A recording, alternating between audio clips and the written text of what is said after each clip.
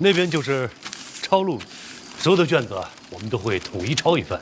毕竟，字体这东西啊，也容易泄露身份。细致。抄录完毕，再送去阅卷，仅凭才华取胜。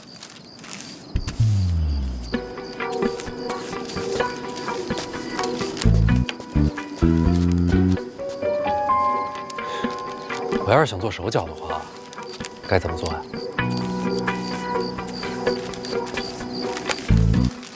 小范大人说了什么？我是在说呀，我要是想在这胡明抄录上做手脚，该如何行事啊？小范大人，这个玩笑可不敢开啊！我不做这事儿，我就是好奇。那绝无此事，咱不聊现在，以前也没有过呀。不拿我当自己人。真的没有。我怎么听说这胡明的纸条有长有短呢？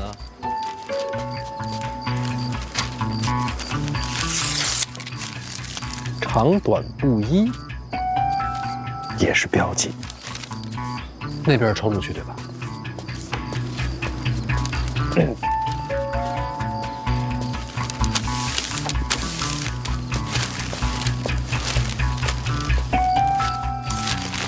然后抄录这边也能在纸上沾些墨迹，这样阅卷的人见了也就心领神会。绝无此事啊！小范大人，这是在哪里听的？都是传闻。当然了，我相信在座的各位绝没有做这种事儿。毕竟谁也不想死。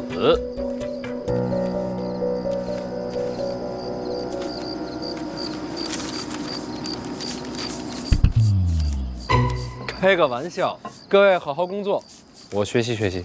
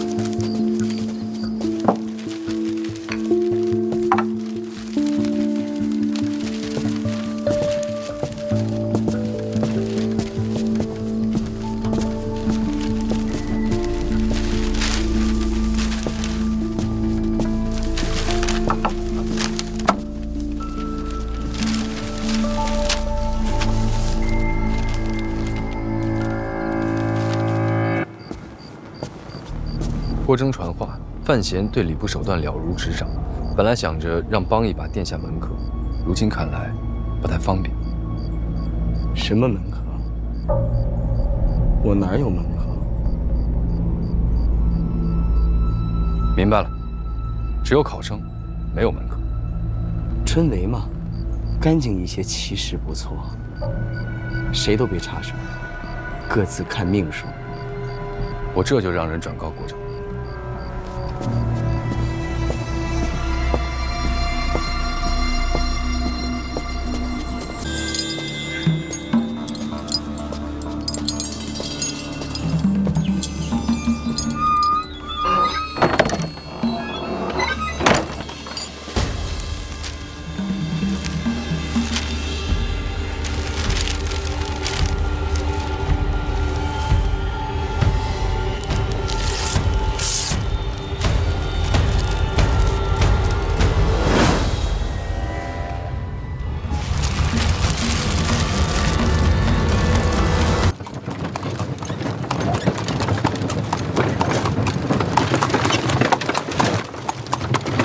大人几天几夜没回府了，家里人都惦记了。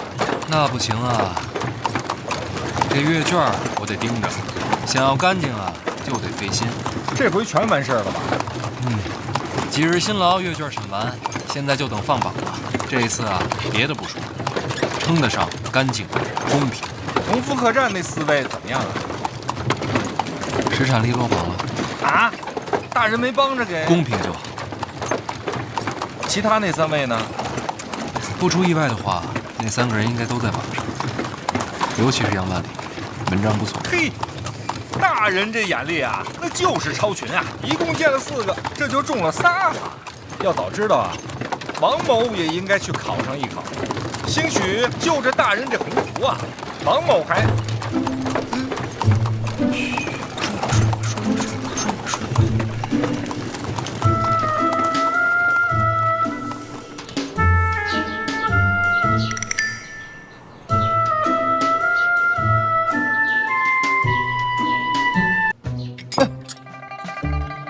来尝尝啊！这个肉呢，啊，给我家姑娘留着，咱们把这个麻烦的啊有刺儿的鱼，咱们把它吃啊！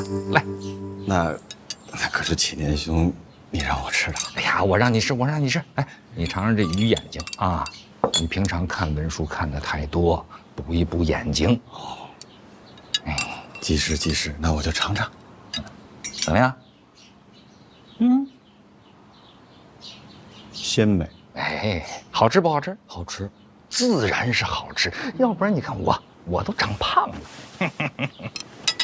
哎，你再尝尝这个啊，启年兄，小范大人，这还要睡多久啊？你有事啊？是，这不是礼部那边嘛？这个会试的榜单已经下来了，按照规矩放榜之前，得咱们先过一遍。院长看不就完了吗？那院长让我送来给小范大人，怎么这么死心眼儿啊？让大人多睡会儿，咱们多吃会儿，不好吗？来，你尝尝这个啊！哎，对，我先尝一口啊！哎，好吃，尝！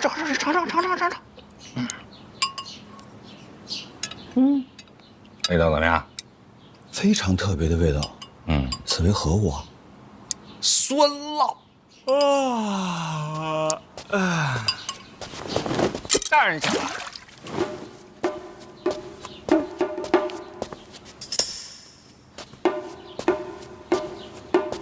没事，接着吃呗。你看我干什么？老王也别装傻，嘴上酸奶都没擦干净啊！大人何为酸奶呀？有事儿啊？哎，这是会试的榜单，院长让我送来的。你们吃你们的。我先找着我那筷子去了。哎，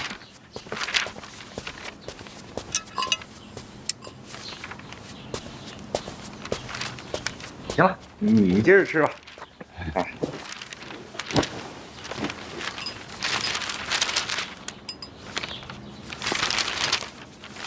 怎么了，大人？杨万里落榜了，这上面没他名字。是不是犯什么忌讳啊？老王，吃完饭陪我去趟礼部。哎，不吃了。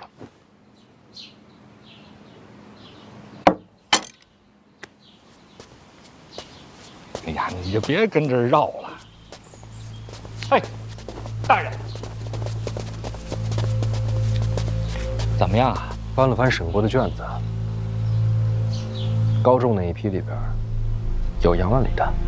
不是胡名了吗？考院里边看过他写的策论，内容我还记得。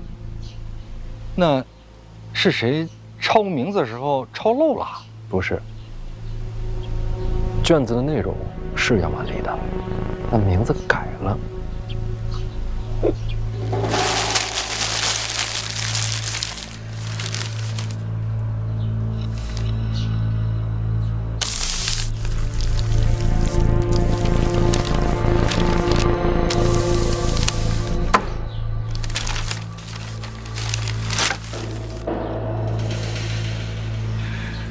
要个公平，这么难吗？这得查呀，大人，看看是谁顶替了杨万里。不用查了，这名字我认得。认呐？到时候这几个名字帮我扫一眼。殿下是想要我做什么？抄录的时候什么都不用做就足够了。顶替杨万里的名字就在其中之一。太子门生。敢问大人，除了他，还有没有其他人？就他一个，除他之外，其他名次一切正常。大人，一定要慎重，一定要慎重。二殿下已经与您心生嫌隙，此时如果再与太子交恶的话，此事要好好想想。不用想了，我这个人说了话就得算。什么话？这届春闱要干净。老邓，你带医处的人把这儿给我围了，没我的手令，谁也不许放榜。领命。王启年在呢。去东宫。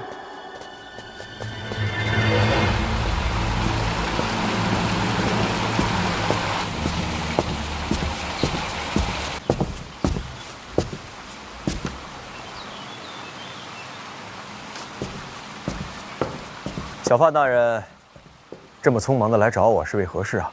来，里边请。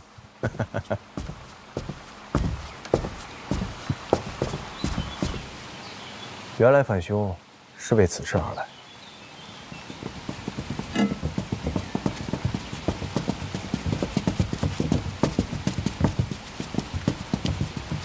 这是特意让你瞧瞧，喜欢哪身啊？我又不懂这些，这是哪个铺子的手艺啊？我做的。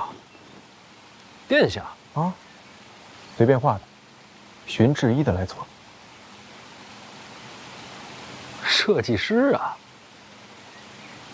什么师？啊，没什么。这怎么都蒙着面啊？面相看不得，气质都对不上。懂了。殿下这些衣裳是为谁量身定制啊？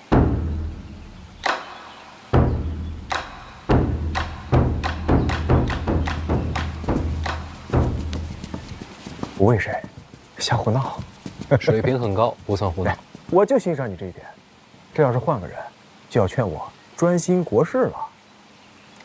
人嘛，总要有些闲趣。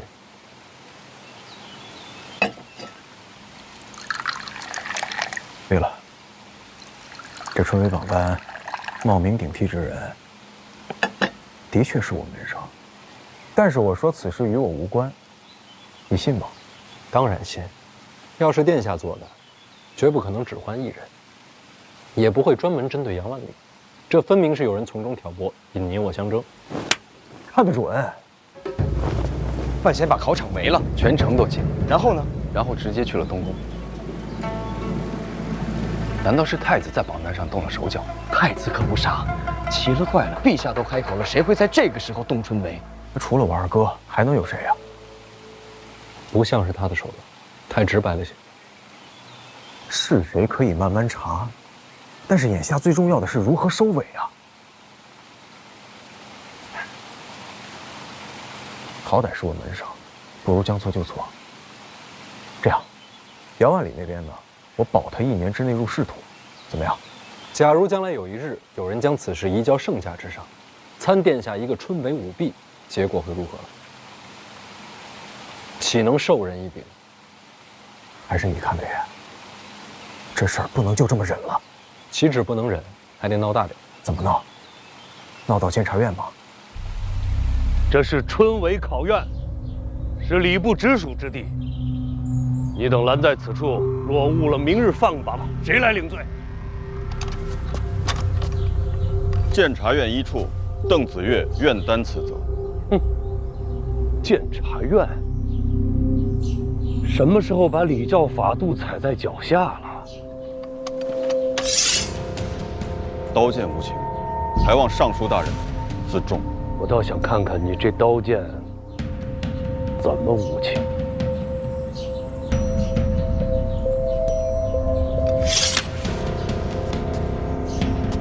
诸位同僚，我一处经年守礼，了然人情世故，可是监察院有必要了然人情世故吗？咱们手上这把刀可不是摆设。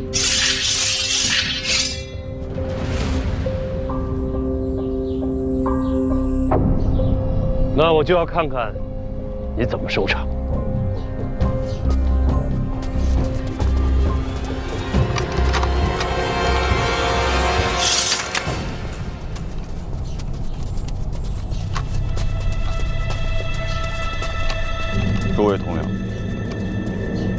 小范大人为众生封考院，此等风范天下少有。他说的都是真话。邓某此前终日浑浑噩噩，得过且过，可以说是耳聋眼瞎。但小范大人来了之后，一处不一样。我相信，一处一定能像从前一样，行使监察百官、震慑奸佞的职责。故此，邓某此生绝技追随小范大人，还请诸位同僚此后行事对得起身上这身官袍，对得起大庆。对得起大庆。我怎么觉得这一步一步是什么在把他往前推啊？谁推他？为了什么？扑朔迷离，瞧不清。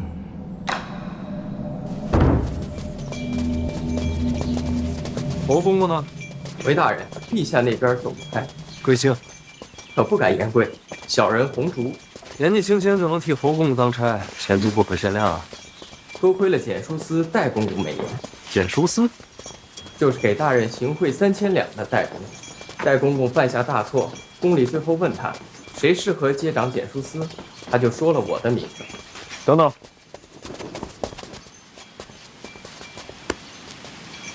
你们二位什么关系啊？回殿下，非亲非故，就是替戴公公捡了次鞋。那这么说起来，你应该怪我。该谢大人。谢什么？若不是戴公公倒了，我哪有接掌简书司的机会？若不是接手简书司，哪有被侯公公赏识的可能？说到头，都该谢范大人。有没有人跟你讲过，宫里说话不该这么直白？大人才华经世，如今又为天下学子毅然入宫，小人感佩至极，心绪难平。你怎么知道我是为了天下学子而来？大人所言所行，传闻已广，传闻已广，满城皆知，叫人钦佩。是你故意放出消息砸收拾的，手段高啊！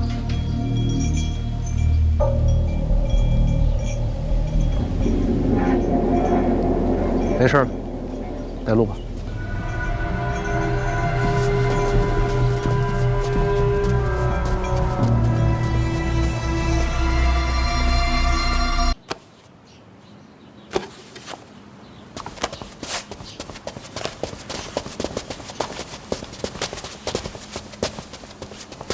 儿臣见过陛下，见过陈院长。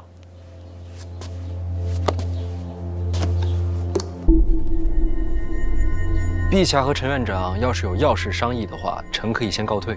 没有商议，送东西。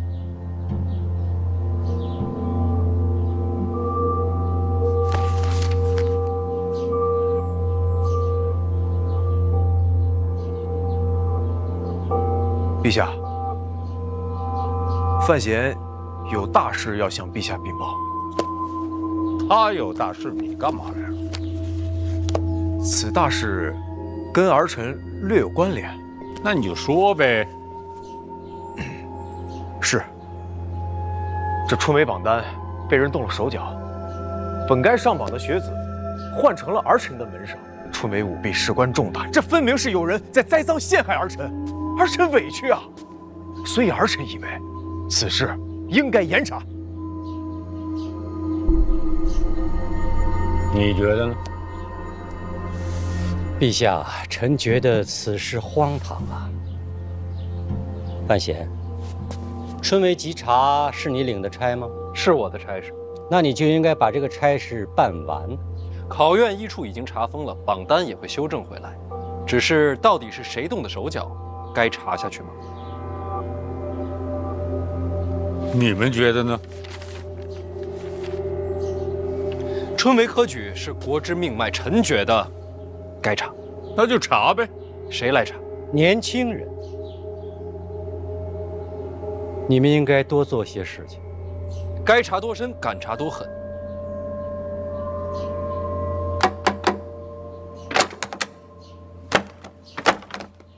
这些都是5年来举证春闱舞弊的折子，到现在没有结果。为什么？大事化小，小事化了，没人敢查呀。因为查出的结果牵扯多少人啊？到底该查多深？该查多狠？该查多严？不敢呐，到现在也没人敢查。臣胆大妄为。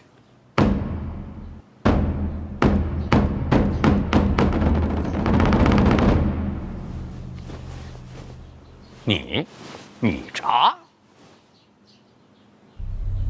你要知道查出的结果，你受得了吗？臣自己接着。看好，有这许多折子，整顿吏治，义不容辞。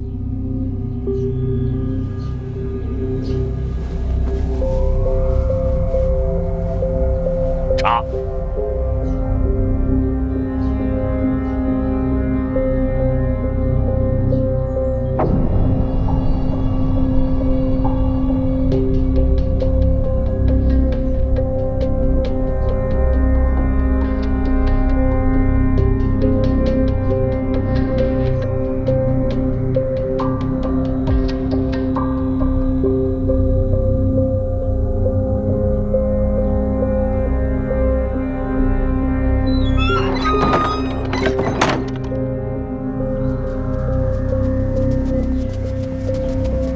今年的案子是该查，往年的案子你查到做甚了？赤胆忠心呢？啊，不查不行啊，殿下。这台阶也起了，名声也立了，没退路了。你的意思是说，陛下和陈院长想让你查？谁说不是呢？不差事，得罪人。我得罪的人还少了。哎，你不容易啊。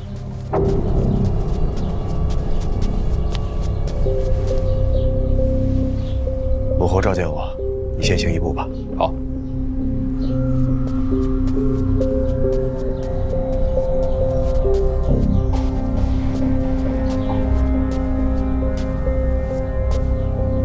方才多谢洪公公提醒。借一步说话，请。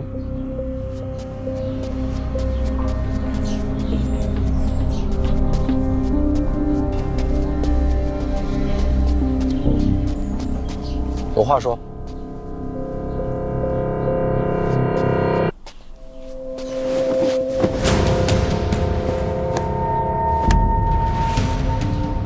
你这是哪出啊？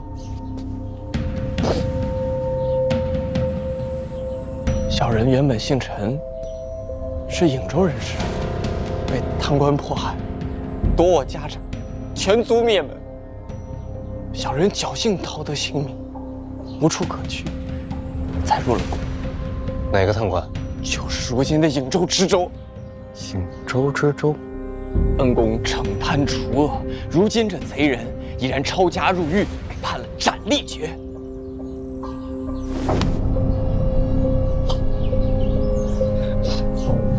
若不是恩公出手主持正道，小人的血海深仇，绝无得报。这陈院长查的名册，督察院办的案子，咱们卸到我头上了。小人虽然愚钝，但也明白是恩公在推行此事。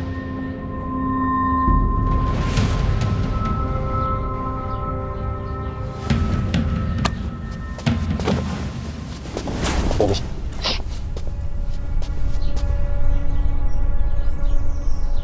你这身份，如今宫内几人知晓？入宫之时，登记在册，我是胶州人士。在这宫里，我只姓洪啊。本族往事无人知晓。洪字怎么来的？入宫时遇到一位姓洪的老太监，对我有所看顾，我便也姓了洪。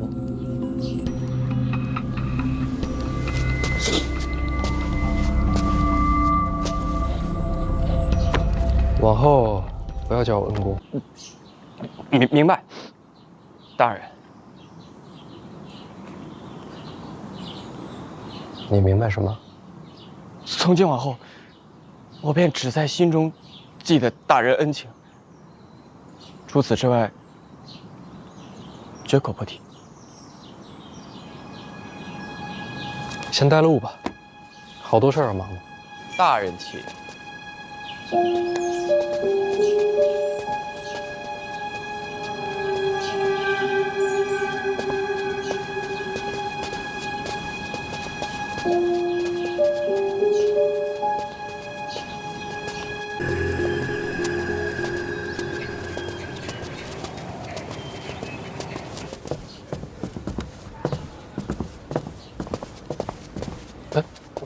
人呢？啊？人？不是都让老邓带着去封考院去了吗？你瞧这脑，哎，给我吧。别，大人，我不累，我都抱会儿宫里的东西。还得辛苦你去给邓子越传个话，春闱放榜，一刻不能耽误。哦，那榜单呢？自然要把杨万里的名字改回来。那谁改？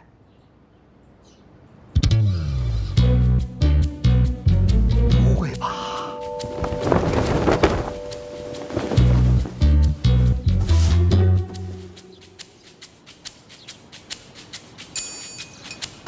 不是，这么多字儿啊！啊！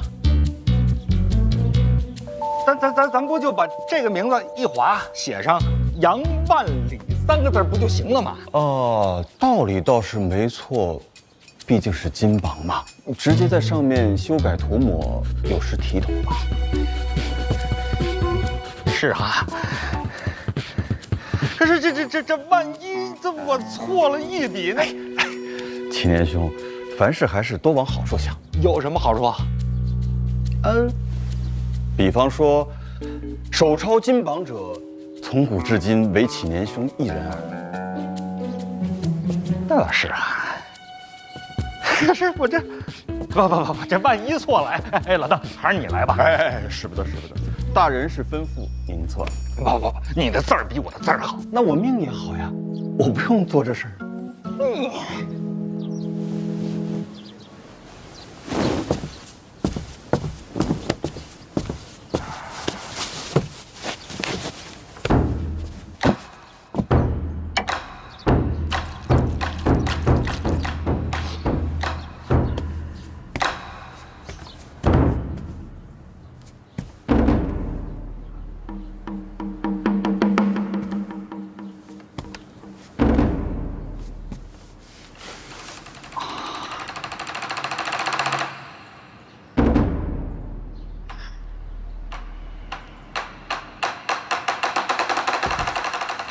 按理说，此事该当礼部的人动手才对。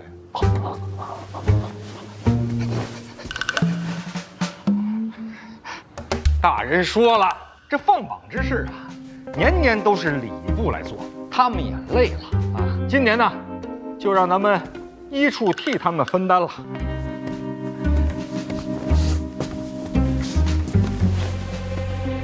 可以用不着这么大一张榜。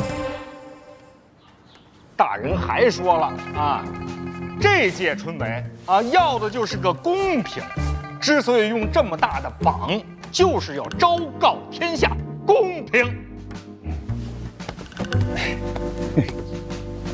对。啊。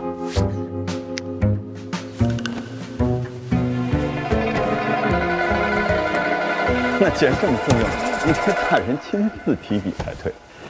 你这话能不能过脑子啊？大人那笔字儿，啊，哎呀，确实是，大人亲笔的话会伤了自家颜面。哎呀，再说了，大人现在正忙着呢。陛下把这些年的春闱舞弊案，都扔给大人了，大人正查案呢。都是些陈年旧案呐，从何查起？不是你能不能不说话呀？我这万一写错了呢？我也是担心大人嘛。在牢里查。牢里？哪里的牢？咱一处自己的牢里，别说话了，行不行？哦，哎呀，哎呀呀呀呀呀！看看歪没歪？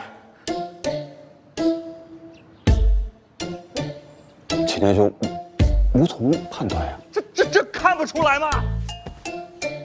委实看不出来呀。就这么着吧。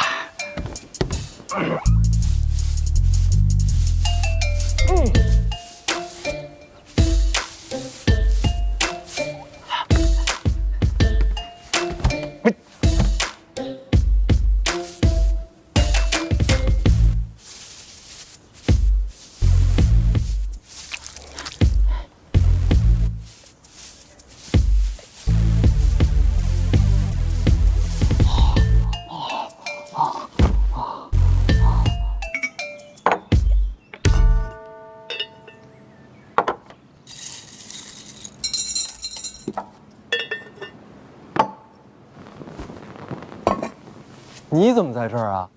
我陪我爹呀。不是，我是说一处的地牢你怎么进来的？我跟王启年说了，老王就让你进了。一开始不同意，然后呢？后来我就问他，我说我回来京都算不算是暗中行事啊？那当然算。他也是这么说的。然后我就问他，那既然是暗中行事，目的不就是不被别人发现吗？那我待在地牢岂不是很合适？你这什么话？居然很有道理。然后我又跟他讲，我说范闲求我爹做事，事成之后，万一他要杀人灭口，我要是跑了不合适啊。所以我要跟我爹待在一起，待在地牢里。如果你真的要杀人灭口，大家都方便。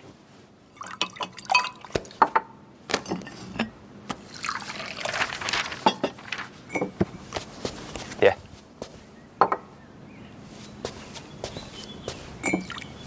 然后王启年就让我进来了，喝茶。你就不怕我真的杀人灭口？你不是那种人，这么信任我？也没有什么信任不信任的，我就是想跟我爹待在一起。老夫也要感谢小范大人，把我从刑部调到一处，在这里住着，舒服多了。待几天就放你出去，放心，不灭口。其实，这些案子我多多少少都知道一些。能查吗？查，是能查呀，但是查完了，又能怎么样呢？说到底，能往城卫里塞人的就那么几个：太子、皇子、长公主、林相、陈院长，还有军部老秦家，这几个，哪个能治罪啊？放心，我不傻，没想要把这些大人物拉下来。小范大人明鉴。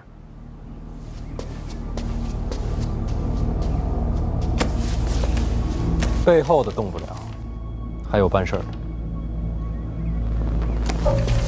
从中调停，收取钱财，这样的官员也不在少数。动一批吧，最起码几年内让动了心思的人知道害怕，这样公平多少也能保住些。要查办事的，差不多都是礼部的。礼部清官多还是贪官多？大人，你觉得拿多少银子算清官啊？郭先生莫开玩笑，是大人先开的玩笑。那就一个一个查，犯错的都不放过。那既然这样，我给你列个名单。这些人办事毛躁，从他们开始会简单些。麻烦了。其实这案子最重要的是那些苦主。什么苦主啊？那些被诬陷的、被收买的、被改名换姓的考生们，他们就是苦主。办案嘛，总得需要原告嘛。多谢郭先生提醒。不要谢我，是天下学子，该谢小范大人。严重吗？扫清积弊，还天下读书人一个公平，再怎么些都不算重。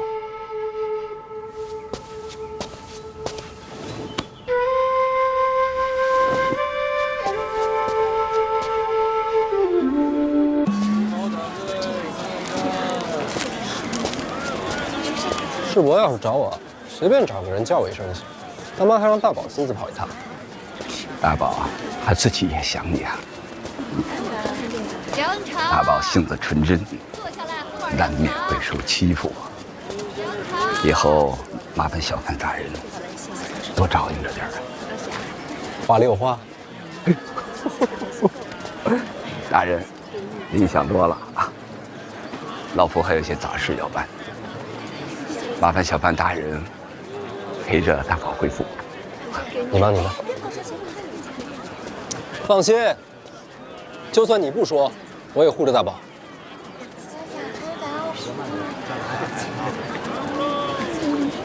袁先生今天怎么回事啊？古古怪怪的。是不是因为他的唐人太小了？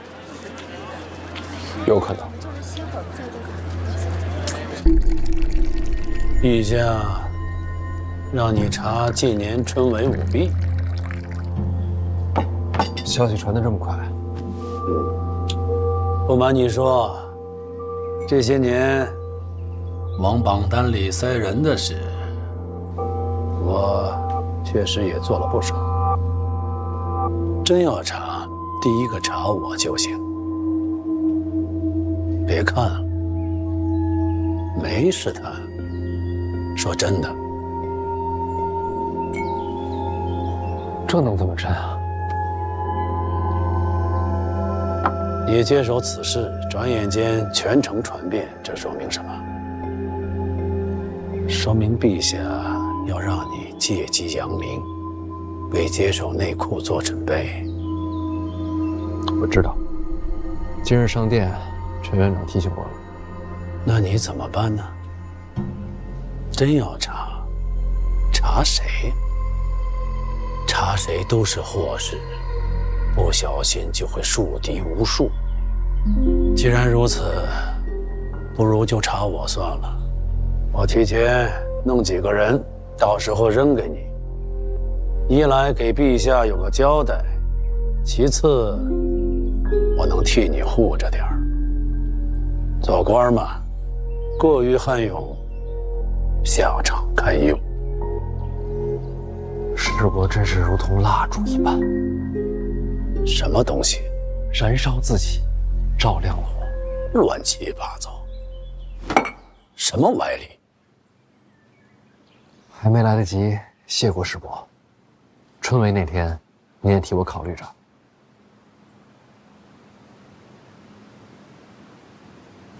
你自己做得很好，我的这些安排，你都没用着。这份心意一时难得。我这个位子，一人之下，既然能护着你，就多护着些呗。啊，总得给你些时间，待你抽枝发芽，亭亭如盖，就该靠你护着林家了。绝不相负。也不必如此认真，我也不会这么快就退。你且安心，万般烦扰都有我在。哎，这袁先生去哪儿？我等着他下棋呢。要是我悔一步，这盘棋我还能赢啊。袁先生不是办事去了吗？办什么事啊？不知道，不是你安排的。去见男的还是女的？这我哪知道啊？这个袁先生，瞧上去一本正经的，我早猜他倒麻着了。哎，你说他会不会在外边藏着个偏房啊？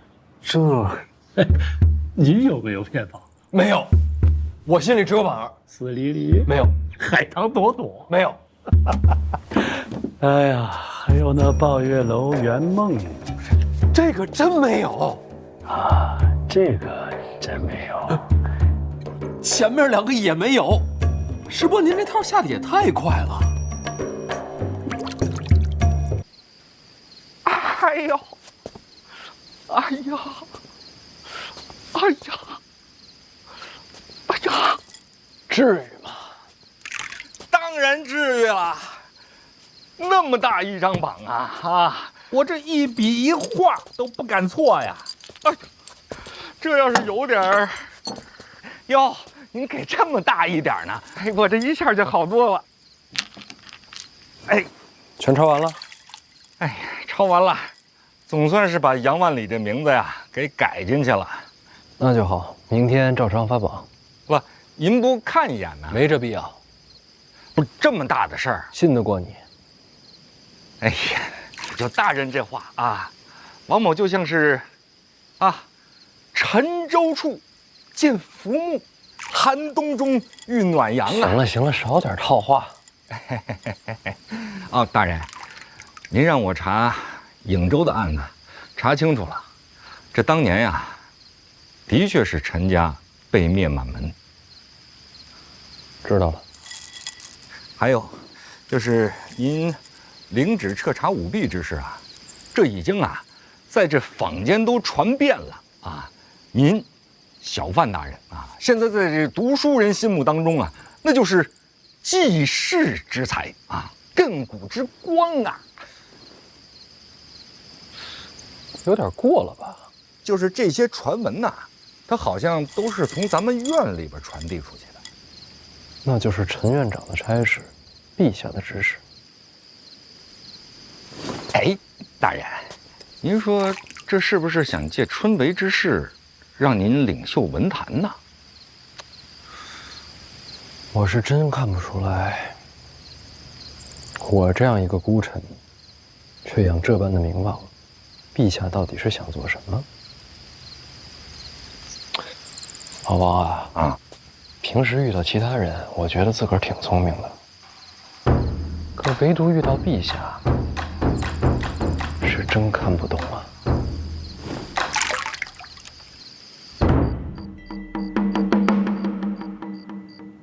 陛下，范闲已然接了春闱旧案，证人可以随时登台。陛下以为什么时候可以安排？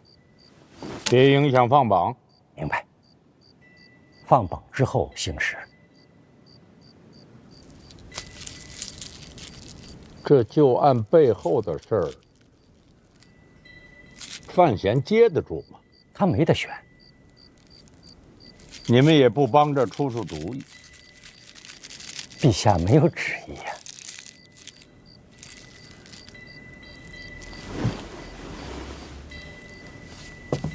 你又不是木偶。臣愿意当木偶。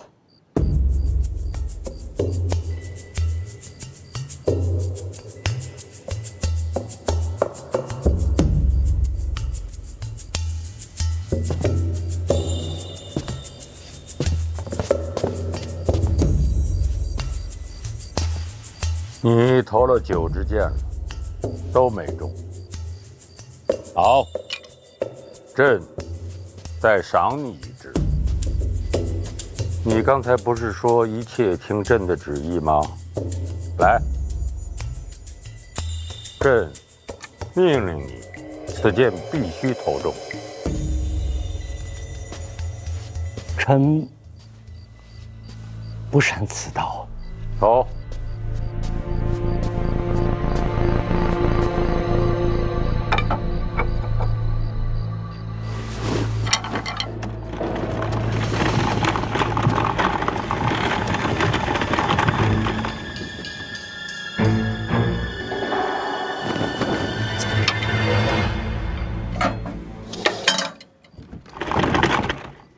陛下，中了！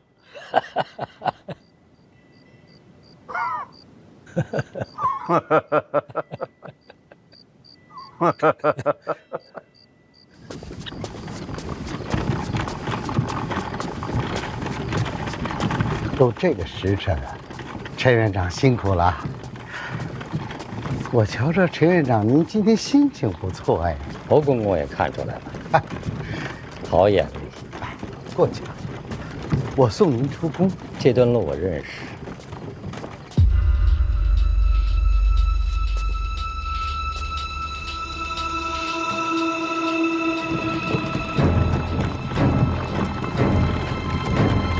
别急，以您的学识，一顶肩膀的功名啊！我这东西怎么能那么小？这钱不要了。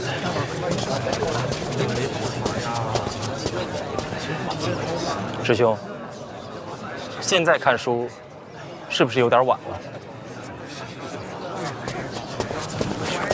有道理，师兄啊，来了。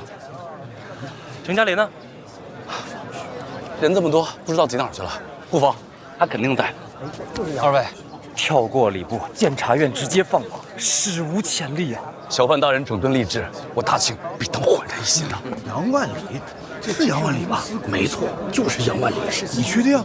确定。杨兄，我可是早就听说了，监察院这次放榜，就是为了把他的名字加上去。本来就是他，被别人给替了。小范大人觉得不公平，这才闹得这么大。兄，原来是这样啊！听了什么消息？怪不得，我就说史无前例啊！这，街巷传闻不可信的。小范大人进宫见驾是为了你呀！街巷传闻，你们知道是谁亲手把杨万里的名字给加回去的？谁呀？小范大人，是陛下。陛下连夜执笔，亲自改的名字。听谁说的？都这么说。哎呀，这个小就我哪会有这么知大运的人？都是你惭愧。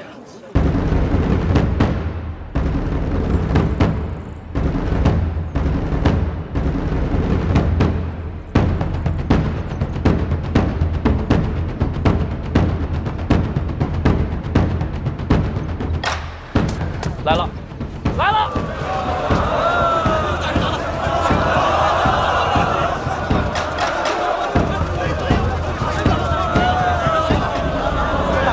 大人来了！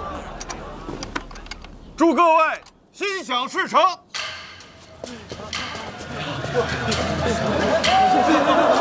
要封榜了！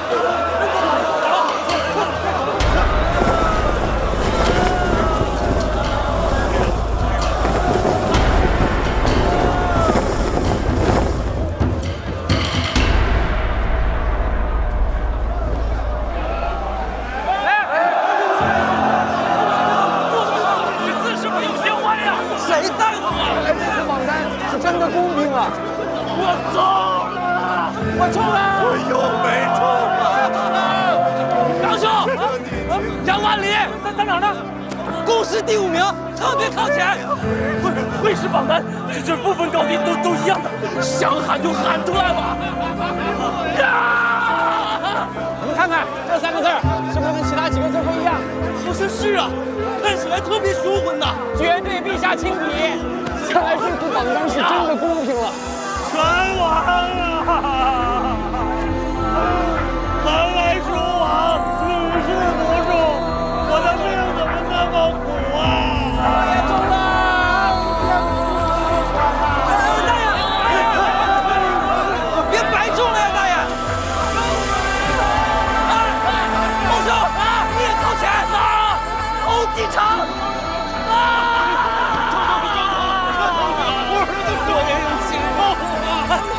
接着找你，找嘉林。恭喜！你中了！你中了！是！程嘉林，程嘉林，中了！险些看漏了，中了就好，中了就好。是战力，是战力，是战力。莫要着急，也许是看漏了，再对一遍。对，再过一遍，啊！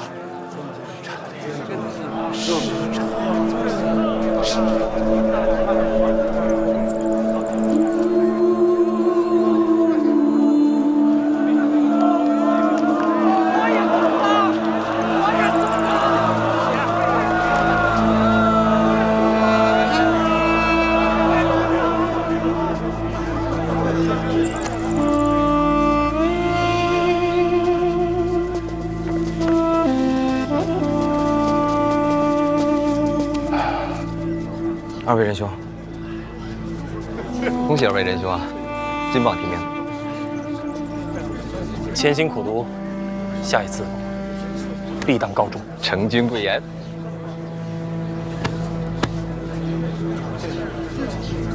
杨晓，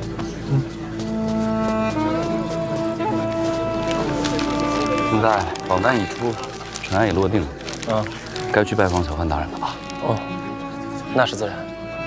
既然榜单已出，现在登门拜访，就再没有别的顾虑了。我现在就去询嘉玲。嘉玲啊，你中了，唐嘉玲。我也同去吧，虽然未中，也该上门拜谢。那是自然。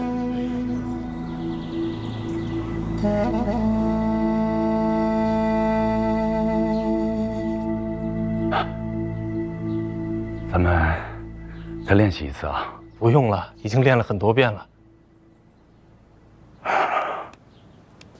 来了。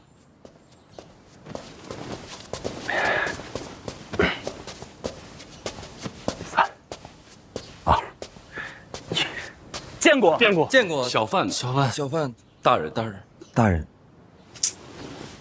你俩也不齐啊，赖我。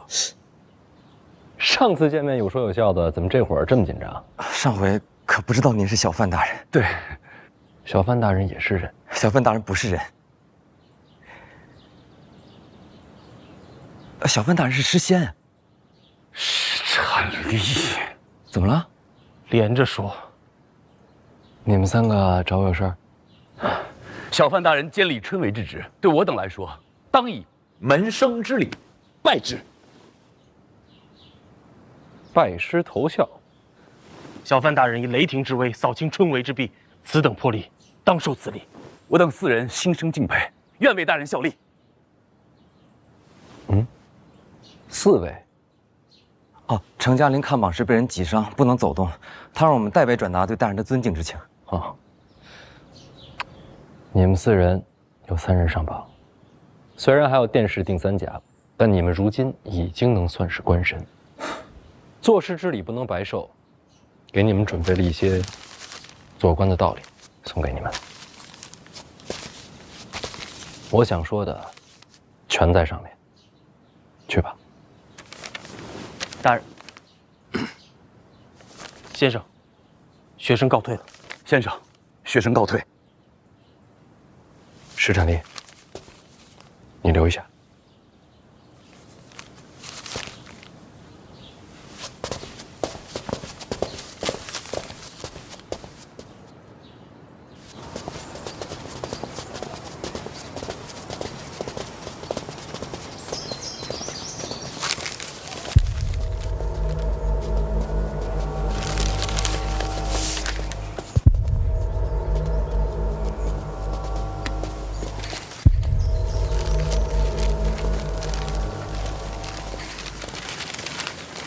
好好做人，好好做官。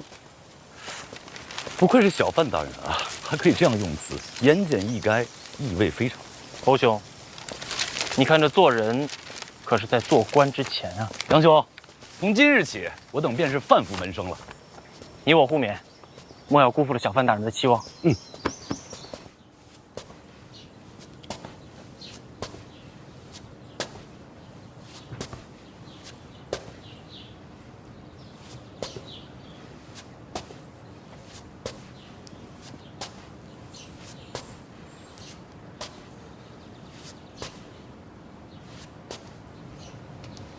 大人，我没考上。我知道。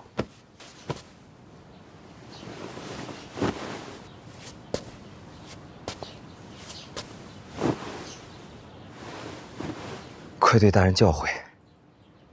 用心就无愧。大人说的是。那大人留我。 可是有什么交代？接下来什么打算？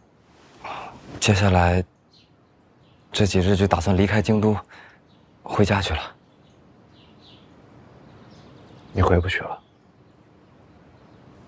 石家镇一场火灾，全镇被烧，这是当地府衙出的报灾文书，你看一眼。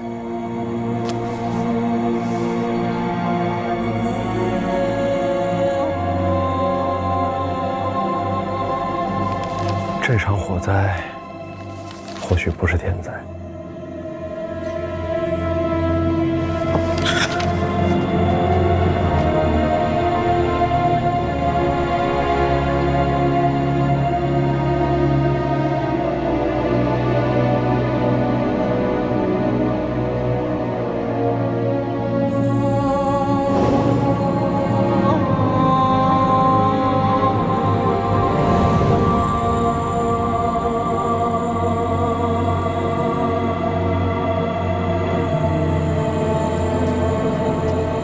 大人，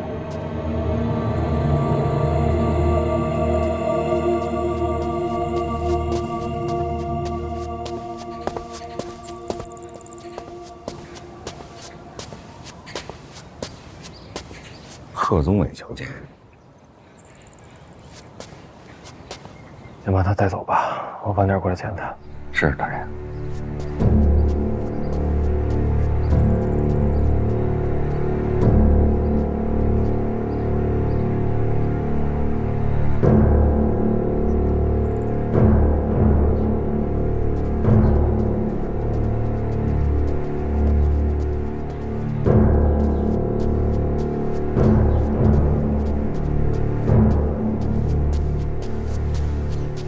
范大人，贺宗伟又见面了。读书人不能做狗，也不该做狗。上次听了范大人的教诲，贺某受益良多，在此拜谢大人。这次春闱怎么没见你啊？贺某本该投身考场的，可这人间总有些事比科举重要。10年寒窗晋升仕途，对你来说，还有比这重要的？自然是。人命关天，沉冤难雪。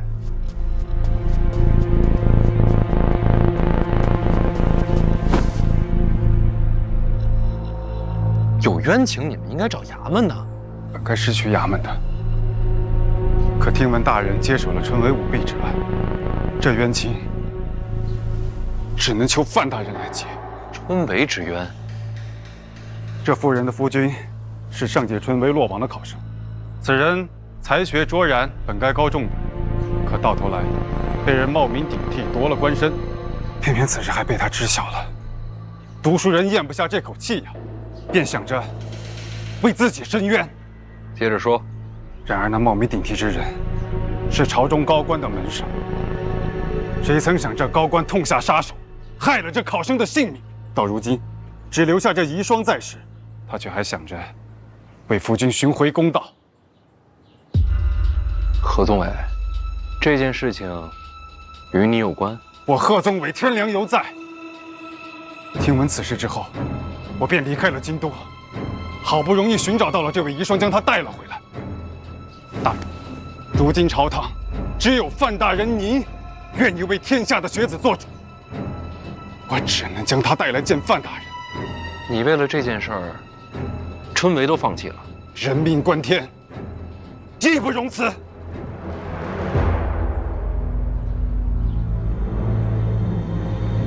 你可否知道，那位害死你夫君的高官是谁？小女子知道。那就说出来。春闱舞弊，夺我夫君性命的，是当朝宰相林若甫。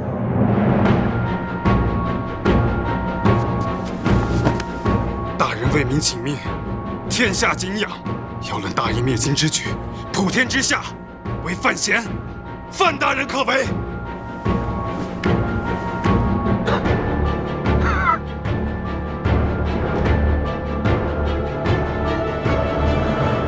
无臣呐！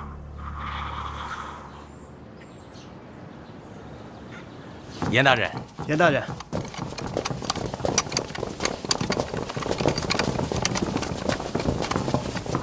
找我。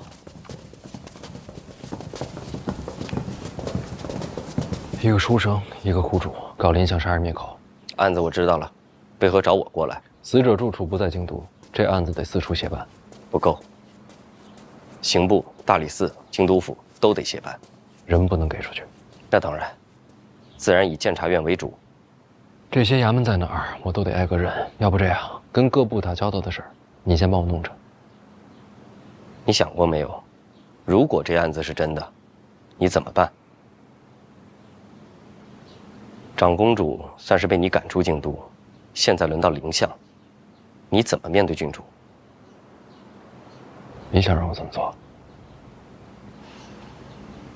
把这案子转给我，我来秉公执法。你是怕我为难？我怕你徇私。谢了，不过这案子啊，只能是我。为什么？追杀春闱舞弊是陛下钦定的差事，我无处可退。你觉得林相这案子，陛下事先知道吧？别这么想，太危险。你去哪儿？相府。这时候去相府啊？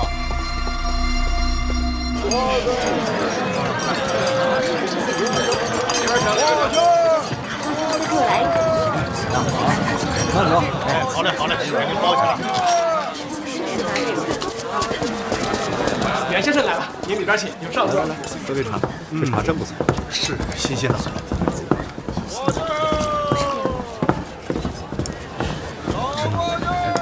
也多吃一点。袁先生，这边有上座。不必。请。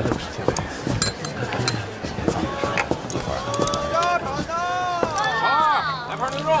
好嘞，客官，马上来。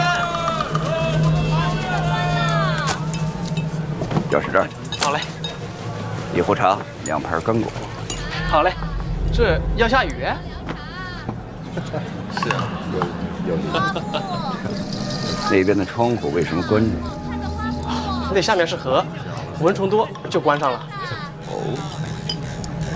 打开。哎。